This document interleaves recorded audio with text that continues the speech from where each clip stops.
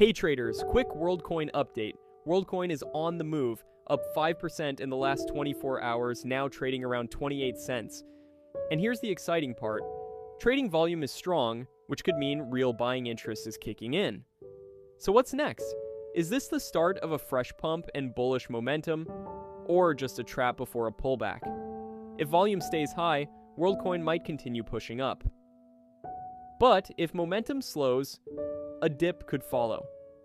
Stay sharp. This move is just getting started. Also, quick update. We've just released our latest Worldcoin crypto price prediction update. Support and targets revealed. Big moves could be ahead for Worldcoin. We've just dropped our latest analysis with key support levels and price targets you don't want to miss. If you'd like deeper insights, check out our Patreon page, link in description and comments. There's also a starter plan available for just $10 if you want to try it out. Got a specific chart you want analyzed? Feel free to DM me anytime, happy to take requests.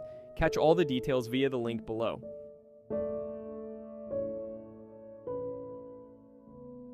Disclaimer, please do your own research. This content is for informational purposes only and is not financial advice.